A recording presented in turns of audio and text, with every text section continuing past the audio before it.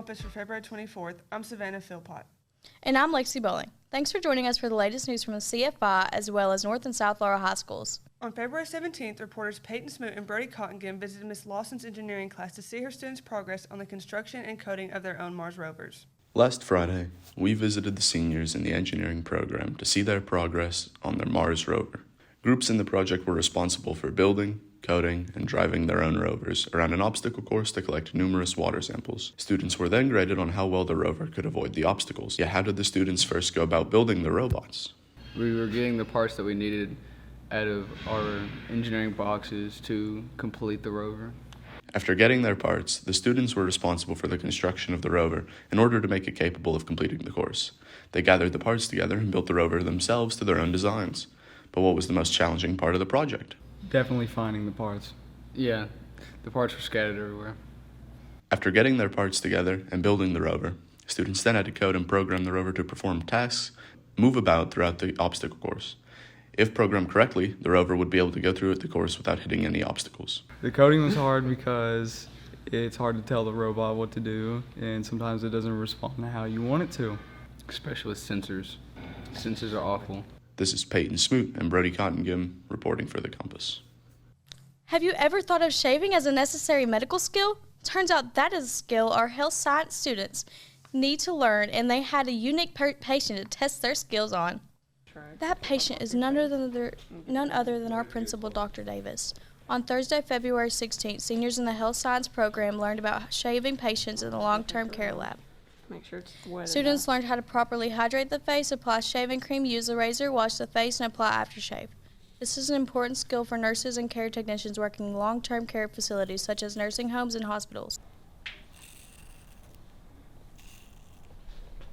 I don't like how quiet it is in here.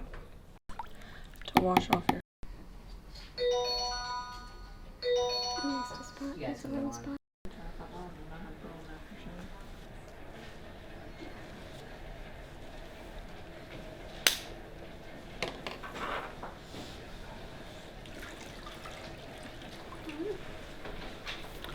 The end of the school year starts rolling around. Spring testing is getting closer. Dr. Davis and Ms. Anderson have some tips and important information to share with you about these seasonal tests. Hello, CFI students.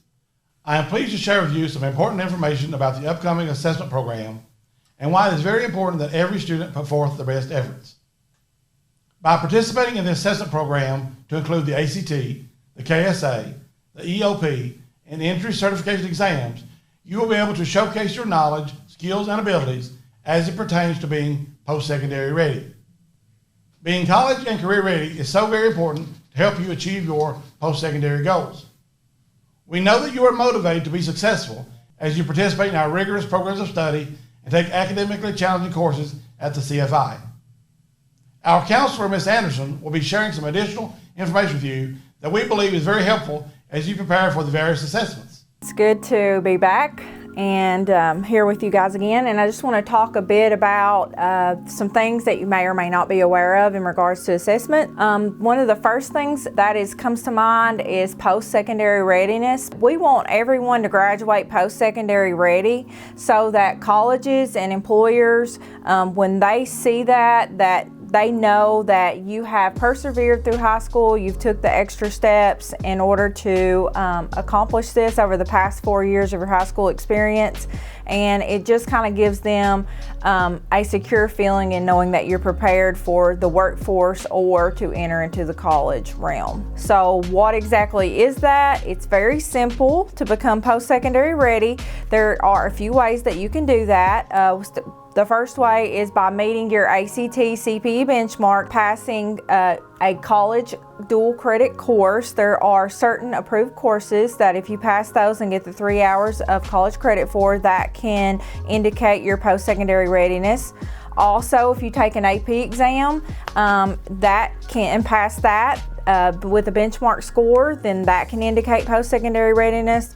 Lastly would be bypassing an industry certification exam, and we do give lots of those here at the Center for Innovation in addition to those exams that are accessible to you in pathways at your home high school. There are several important dates coming up in the spring that we want you guys to be aware of. We have the ACT examination, state exam for juniors. That date is March the 7th. That is the first day. That's your big testing day. We also have our Career Tech Ed end of program exams. Those are in your pathways at the CFI as well as other Career Tech Ed pathways at your home high schools.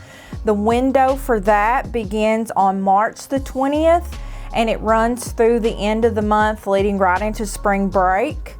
There are industry certifications, examinations that are going on throughout the school year that your Career Tech Ed teachers inform you about. Some big ones that we know of here in this building are with Mr. Carr and with our allied health instructors. We also have our Kentucky summative assessments at the end of the school year. That's always assessed in the last 10 days of school. Those are for 10th graders. You're going to be assessed in mathematics and reading, and 11th graders you will be assessed in social studies, science, on-demand writing, and editing and mechanics. It is a heavy spring testing window. Everything's getting ready to start, so I know that can be overwhelming. So I'm going to give you a few tips and strategies for test dates and things that can help you overall whenever you're going to be doing something out of the ordinary in life. Always want you to get a good night's rest. Sleep is important for all skill functions. A lot of times you think you need to eat a big, heavy, full breakfast, but that's not always the case. That can kind of weigh you down. So just wake up, get a good night's rest, eat a light breakfast, come to school on time, make sure that you are there on time so that you're not stressed about getting to school late and missing your test. Turn off your phone. Leave it away from your being, maybe in a backpack, purse, or with another teacher or in your car, because a lot of times your phones can be a distraction and also cause anxiety during testing. So good luck. If there's anything that I can help you guys with, I'm here at the center and I'm always available to you. As we move into the assessment season, we want to offer you our best wishes and urge you to remain focused upon your goals and to give your best effort on all the various assessments. An easy way to remember to give your best effort is our school motto: we aim high at the CFI. On Tuesday, February 14th, CFI hosted a Valentine's Day party for students in celebration of student success. Let's take a look as Compass reporters Jathan Crosper and Brooklyn Floyd capture and give us the details on the event. Valentine's Day is the day for love, whether it's with a significant other, a friendship, or among your peers. Valentine's Day can be celebrated by everyone.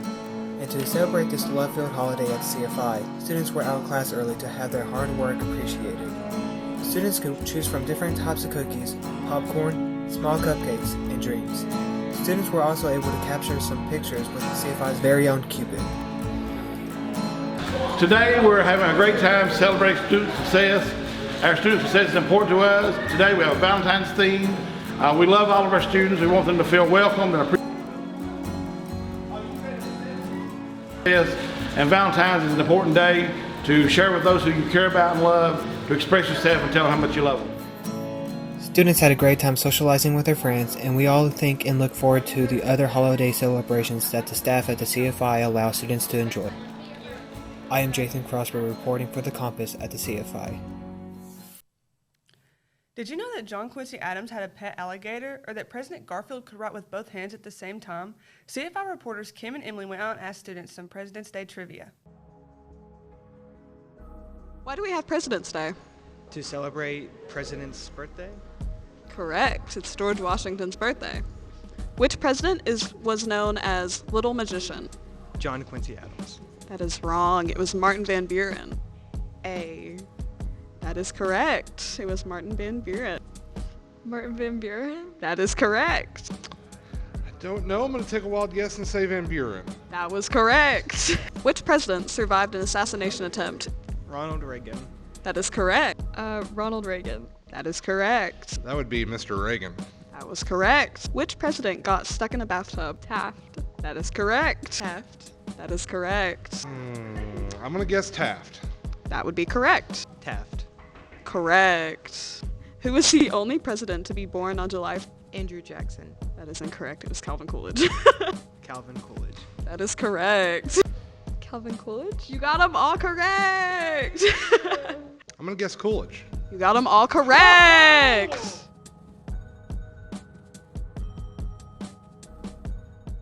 North Laurel High School Theater and Chamber Choir are putting together a musical production that will knock your ruby slippers off.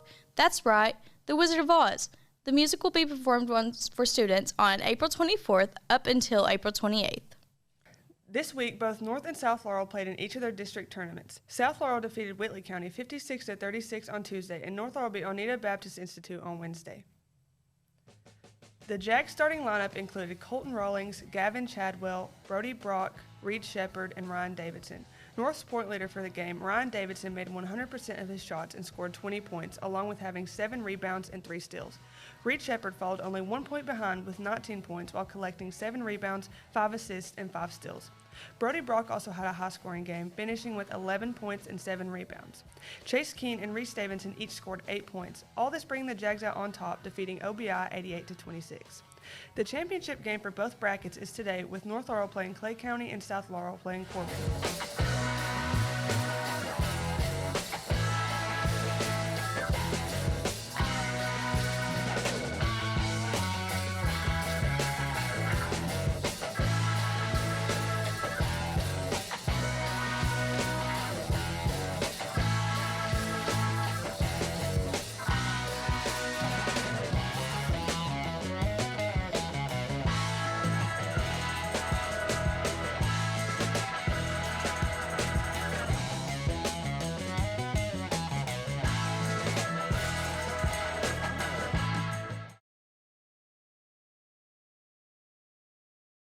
Are you a fan of older artists? If so, then this event is for you. Come watch as Conway Twitty and Loretta Lynn's grandkids deliver their iconic grandparents' pure country music, along with attached intriguing stories. Performing are Taylor Lynn and Twitty. In an attempt to keep their grandparents' music alive, they will be performing at Renfro Valley on February 25th at 7:30. Tickets are on sale now at etix.com. Join us at the J.M. Feltner 4-H camp for the Burning Clover 10K trail run. This run will be a race that will start and finish at the 4-H camp on March 4th. The race has a 4-hour time limit and will run from 9 a.m. to 3 p.m. This event will throw all sorts of challenges at you, and you can even win some prizes, so don't miss out. On March 4th, from 1 p.m. to 4 p.m., Wildcat Harley-Davidson will be hosting an instructor-led afternoon of art. The entry fee is $30 and will include supplies, food, and 2 drinks. All proceeds will go to Casa of Clay, Knox, and Laurel counties. You can register now at casaclayknoxlaurel.com. On March 8th, from 9:30 to 11:30 a.m., come for a free private tour of East Bernstadt, Cumberland Cooperage. Come see where Kentucky craftspeople make the finest bourbon barrels for the world's most award-winning distillery, Buffalo Trace. Don't miss the opportunity and come on down. That's all we have for you on this edition of The Compass. Thanks so much for joining us. Please like this video and subscribe to the CFI YouTube channel to keep up with the latest news from the CFI. Our next episode is coming up in 2 weeks. We hope to see you on the next episode of The Compass.